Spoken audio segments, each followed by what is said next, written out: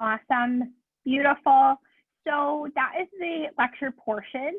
So we are going to move into the question and answer now. So we've got our first question, Josh. It's from Penny. It says, hi, I tried harvesting seeds from a hibiscus, but there was not any seeds in the pods. Do you know why that would be? I feel like I was kind of doing a little research. I'm not like super familiar with the hibiscus, but I'm wondering if the seed pods were already opened and the seeds fell to the ground. I can't see why there wouldn't be any seeds in the pods if they produced pods. Tenny, maybe you could elaborate more on that if you'd like.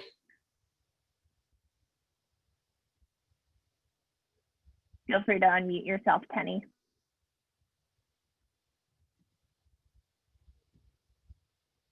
It was, they kind of were like a powder. There was no like little seeds in there. So I even picked up some that had fallen to the ground, the pods themselves, and the pods weren't open. So I, squeezed it to open it, and it was more powdery than it. I didn't know maybe if some of them didn't really produce seeds, like Sure. That sounds like it sounds like either maybe a pest got at them or they just didn't produce seed this year for some odd reason. Has it produced seed before in the past? This is the first time I've checked it. Okay. So I'll try again next year, see what I get. Yeah, sounds good. Yeah, sorry I wasn't able to like answer that fully, but it sounds like maybe just either something got at the seeds before or it just didn't produce any this year for some odd reason. Was it a wild or a natural, a native plant or a house plant? It's a hibiscus that's planted outdoors. Okay. So definitely had some type of pollination going on as far as we know. That's really odd. All right. Let me know how that goes next year. Sure. All right. So Josh, we saw some plants that were harvested in the fall. Are there any that should be harvested closer to the spring or summer?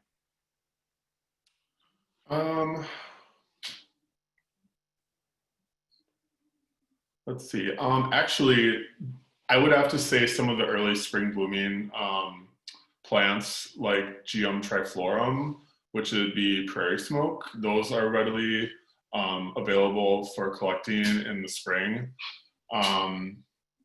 And then its cousin, which is the now I'm like pasque flower that will bloom around the same time. And I know those seeds.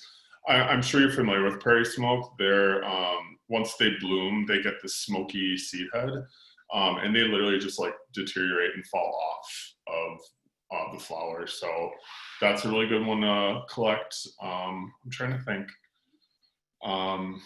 Usually, I was gonna say penstemon, but as you saw in the video, penstemon is usually later in the year. They just take a really long time to ripen, and usually penstemon is a spring bloomer, like in May, June. I can't think of any off the top of my head, but that's a really good question. If I find anything else or think of anything, I can definitely email you about that. Yeah, we'll be sending out an email after class that will have a recording of this. It'll have a survey, and then yeah, Josh, if you find any additional info, we can throw it in there too. And I also want to mention too, like, I don't know if you caught this, but like this doesn't just go for native seeds. Even though the class is titled like collecting native seeds, this can apply to a lot of annual seeds too, annuals that we can't winter over here. So the methods are very similar. Cool. So you've got two questions that are kind of related, Josh, and they speak a little bit to our class for next week. So what about seeds that are in need of a cold or a frost to germinate in the spring? And similarly to that, can you plant seeds when they're collected or better to wait until the spring? Let's see.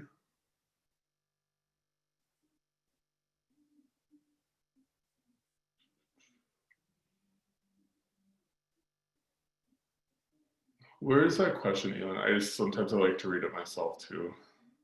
Yeah, of course. You've got one from Margaret's iPad, and then one from Lauren Rosenthal. That's just one down from that. I like to read stuff myself too, so don't worry about it. Yeah, thanks. Okay, so a lot of the seeds, so a lot of wildflower seeds, native wildflower seeds do need that cold period to germinate. So I'll kind of like preview a little bit what I'm going to talk about in the next video, but when seeds have that cold period, it helps them break dormancy. If they don't have that, you're likely not to get any type of germination at all. I think I answered that fully. So if you, but the thing that's really nice is right now, if you were to collect this seed and it's fresh seed, which is very viable, if you sow it right away, we're going into fall, which goes into winter, where you're going to have that dormancy and then that cold. So that's going to allow them to germinate in the springtime, which will be, you'll have a more successful rate doing it that way. If you were to like do it in the middle of the year, the germination wouldn't be as high because you don't have that. Like if you were to do it early in the spring, you wouldn't have as much germination as you would like overwintering, if that makes sense. Would storing your seeds in the fridge be a suitable replacement for sowing now before frost or before it gets too cold? Yeah, definitely. I mean, it doesn't get as cold as we would like it for frost, but like definitely sowing seeds in the fridge is a great way to store them. It's the under the 100 rule, so you have the humidity in a refrigerator is like fairly none, and then the temperature is around 30, so that's a great environment for stored seeds. Great. So just to clarify, so if it is a native seed, folks do want to sow it before frost or in the fall, correct? Yeah, I think it's more beneficial to sow these seeds before frost. Generally, actually, they'll still be fairly fine after frost if they're sowed in the ground and they're covered with a layer of straw or something, which is something we're going to talk about in the next part. But they'll be fine that they're like somewhat underground and insulated. There's actually a really good how-to on Prairie Nursery's website, and it talks about the pros and cons of sowing your seed in the fall and sowing your seed in the early spring and then sowing it in the late spring. And generally, there's a lot more pros to sowing seed in the fall than it is like in the spring and late spring. Yeah. Cool. So we are going to go down to Jennifer's question there if you wanted to follow along. So it said, what plants would you recommend us not bother to collect seeds because it's too difficult to germinate, more easy to propagate? Any seeds that we should not waste our time on?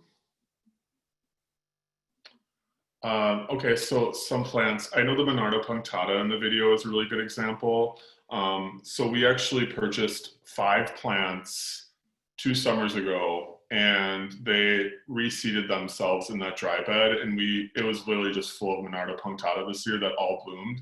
So that's one of those plants that you can kind of just let go natural and just go to seed and do its own thing.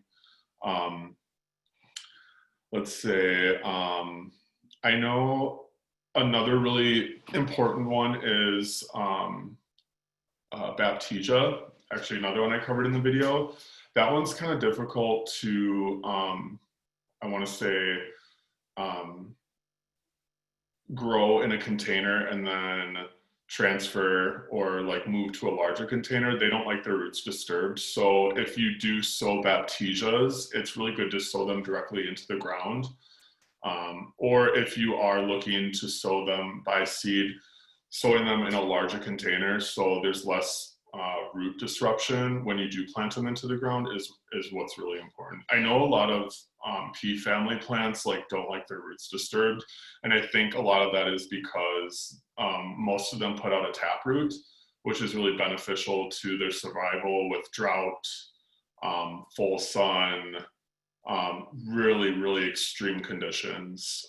Those are the types of plants that can handle like prairie burns and just like incredible like climates. They're really a great plant. Anyway, yeah, once this taproot's established, you definitely don't want to disturb them. They don't like to be disturbed. So let's see if I covered all that. Jennifer.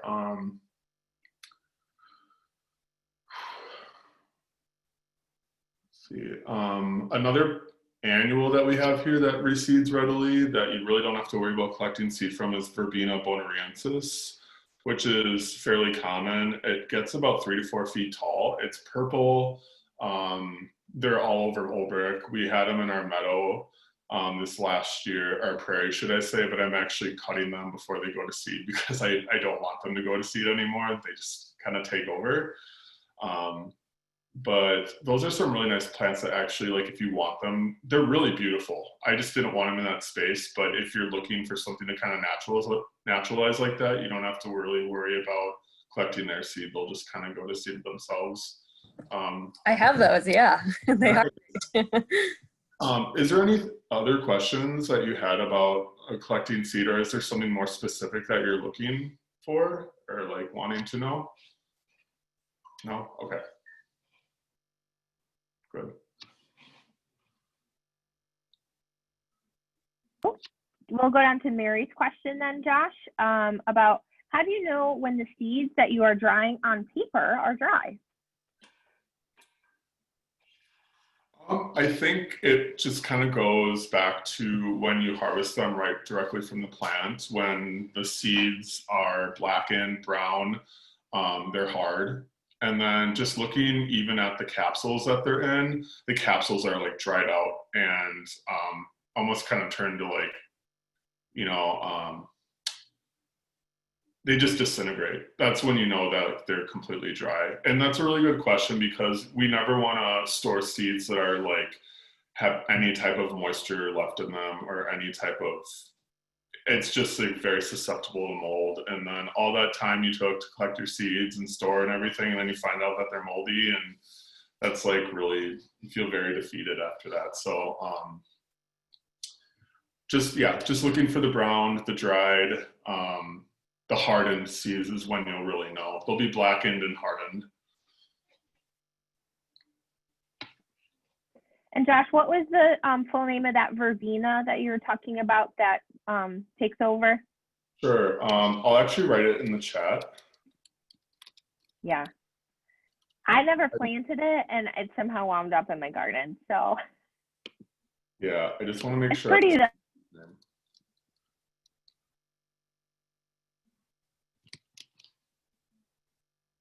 Cool, I did spell it right.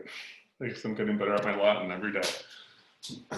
So that is the Verbena bonariensis. They're really beautiful. They're not a native to Wisconsin, but they're not aggressive at all. They just kind of show up where you want them. If you don't want them in your area or in a certain section or an area, you can just pull them out. They're not hard to get out of the ground. And like I said, this year, I've just made sure that I keep cutting them back and back and back so they don't go to seed. And that works because they can't handle our zones. I think they're zone 7.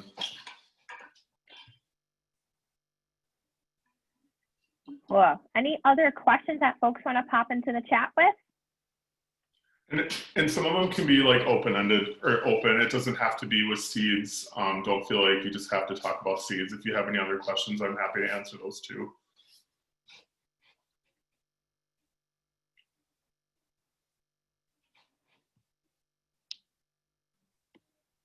If anybody wants to unmute themselves and ask live as well, you are more than welcome to do so.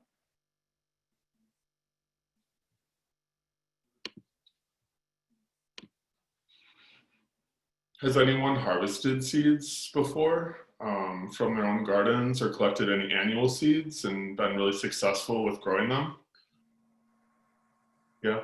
Less native flowers. I feel like those are more difficult, so that's why I was interested in this. But marigolds, I still have marigold seeds from like 2 years ago, and they still go. Sure. I know like some annuals you can take cuttings from too. There's some salvia redneck girls that we got this year that I'm actually going to take some cuttings from and see if I can grow them next year. I feel like with a lot of annuals, some of these seeds with annuals aren't, I don't know if they're sterile or what. I mean, I don't think they would be sterile, but I feel like you have a better success rate if you were to like take cuttings from some of these annuals instead of seeds. That's my own personal, um, I guess, experience with that. I'm trying to think if there's any other, another really good one. I don't know if you've tried these, Jennifer, is the Asclepias, like the tropical kinds. There's the, let's make sure I want to get it right.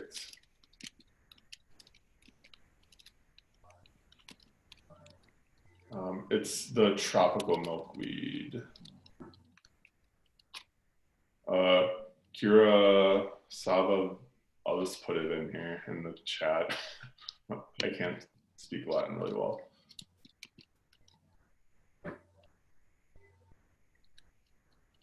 Josh, when you're talking about taking cuttings, are you suggesting of annuals? Do you take like cuttings from coleus, for example? I've got coleus here that I've cut.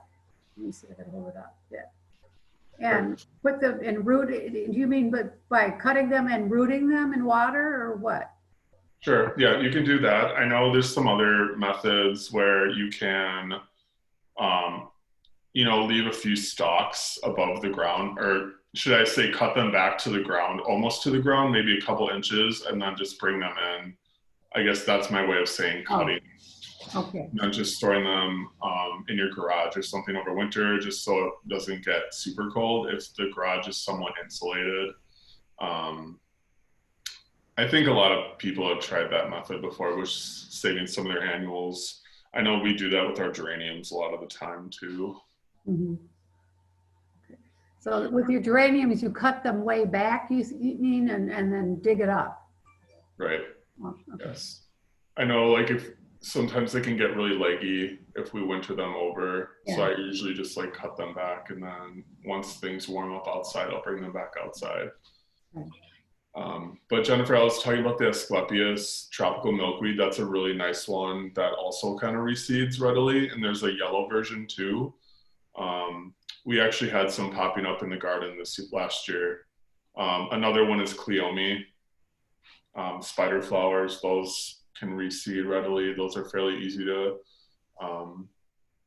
collect. And then a lot of the milkweeds. There's another species we had last year called hairy balls, and that one's been popping up in the promenade this year again. So milkweeds are a really nice annual to collect seed from, or just kind of let go to seed, because they'll kind of surprise you the next year.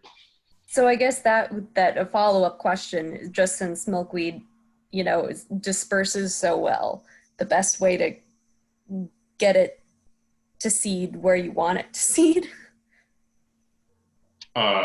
So you're asking, like, so how you just since milkweed can like float in the wind and go wherever.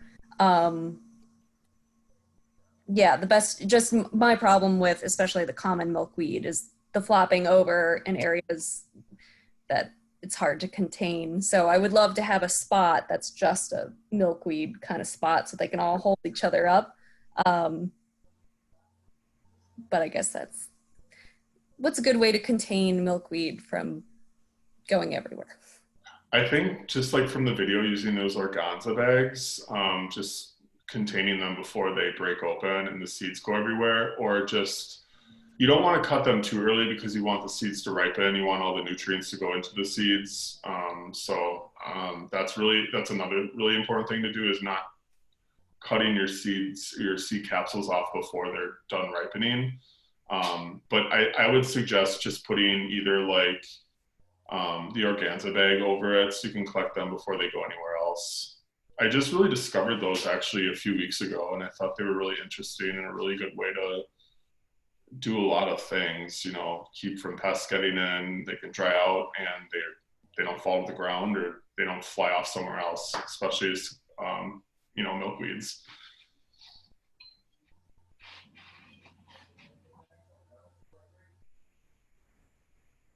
I had a question that I put on here, what do you recommend for storing bulbs, like Canna bulbs, now that I'm starting to dig them up, or Glads?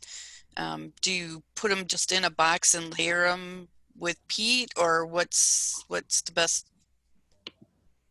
I've always just like dug them up, kind of cleaned them off. I've put them in a paper bag in a root cellar that my mom and dad had. So, and generally just making sure that no rodents can get to them or anything.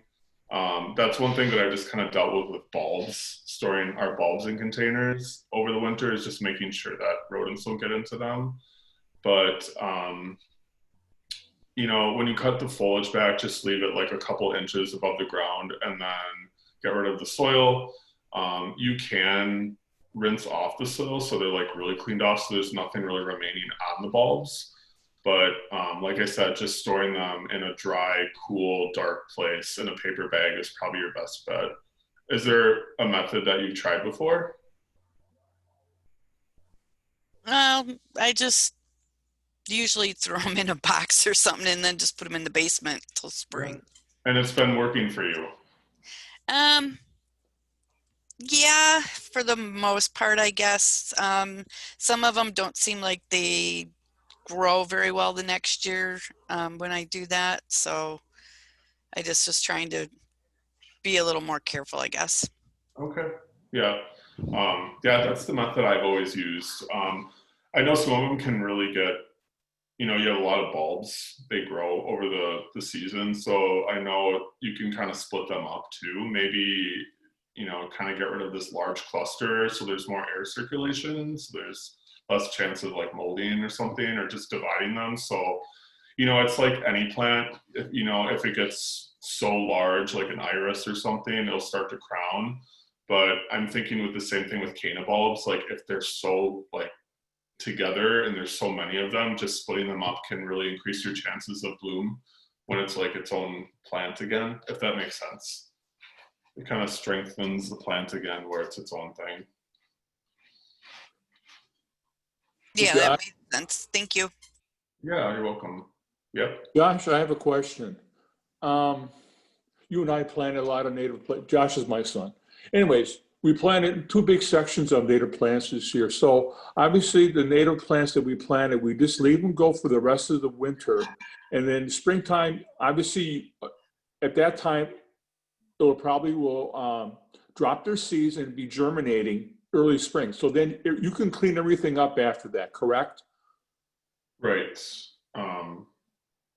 You know, some things that we're going to keep going. And I was going to say, well, then so with the first year, we planted these plants early in the spring. So you think they will double the quantity of our plants that we planted, or depending, or what do you think? I mean, I think so. Like the first year when a plant in the ground, what it's really doing is establishing itself. It's almost kind of like, you know, maybe when we built, I don't know, this is a really bad example. You know, maybe just like throwing money in savings for a while, like you're not spending all this fancy, like getting all this new furniture in a house or whatever. Like the plant is almost doing the same thing. Like it's right now it's investing in like rooting itself in the ground, establishing itself.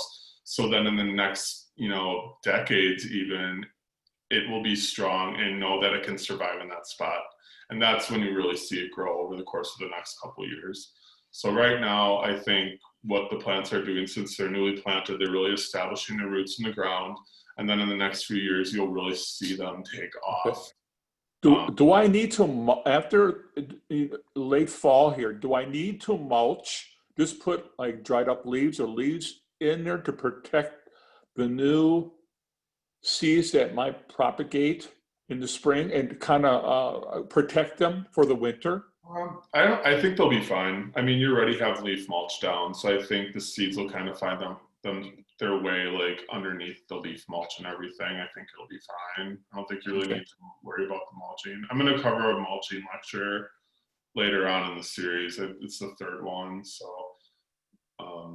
Yeah, you should be good. Like with native plants and things, generally, like if you think about how they are out in nature already, like you don't have to Right. really, they don't have anything. It's not like they have people taking care of them. They're just kind of on their own and do their own thing. So, you know, So I'm really looking forward to next spring to see how well they take off and yeah, how, if they spread at all. Well, I'm sure they will, because I think it's in a very good area. And so it was partly sunny and a lot of shade. So great. we planted 2 different areas where some need shade, some need partially sun or Yeah. full sun. So I think they'll do well. And they did well this year. I got some flowers even blooming late right now. Elaine just actually sent a message and she just said, first year sleeping, second year creeping, third year leaping. Old Oh. saying about plants, which that makes a lot of sense. That's a good one, Elaine. Well said.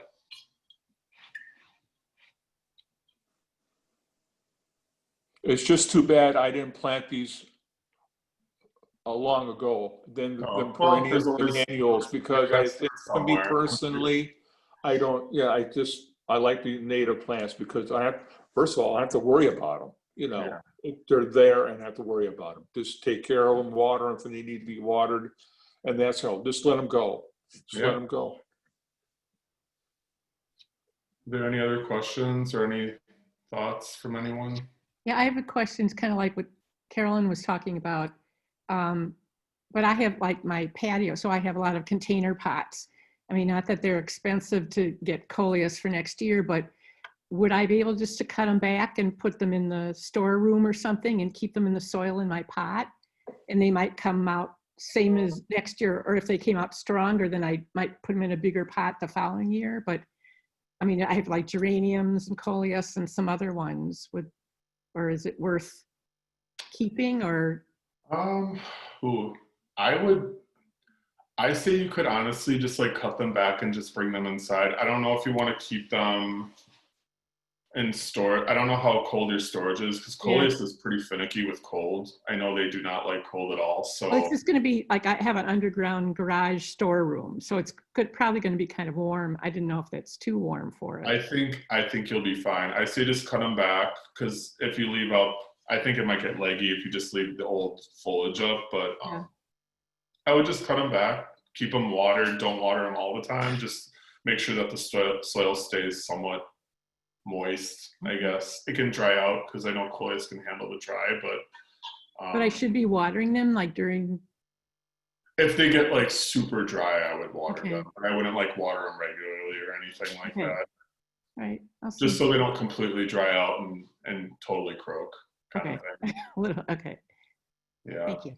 Sure. We've got about 10 minutes left. So if anybody has any remaining questions, please feel free to chime on it.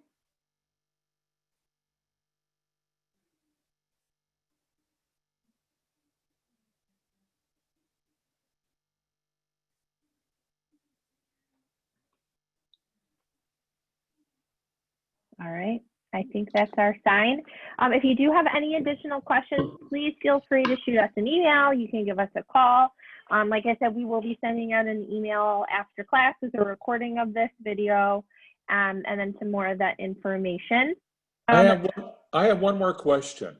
Yes. What Just to is let up? everybody know, where's a good place to get native plants? As of, if somebody were to start native plants, maybe, I don't know if it'd be too late right now, but maybe in the springtime, if they want to start planting native plants, where should they go in this area, or Madison, Milwaukee area, or so forth? So maybe Josh would know that. I mean, Flower Factory was obviously always our best bet, but they just closed up for the last time this year, after 30 some years. I think the best bet next would have to be Prairie Nursery. They have a bunch of native plants. They have native seed mixes, but I know I don't think during this time of the year, but next year in the spring and throughout the summer, they'll have plug trays, and you can get a variety of prairie plants in these plug trays. Also, the Arboretum native plant sale. Oh, okay. Yep. Yes. Thanks. It's Yeah. great. Of course. Oh, Margaret, I just saw your question right now. Is it too early to plant bulbs? No, it's not. For our zone, right about now is around the time. I think the latest you could probably do bulbs would be end of October. That'll be safe before the ground really freezes. You could probably do a little bit in November, but I would say like within the next 2 to 3 weeks, I would get them in now. That's what we're gonna do in the next few weeks.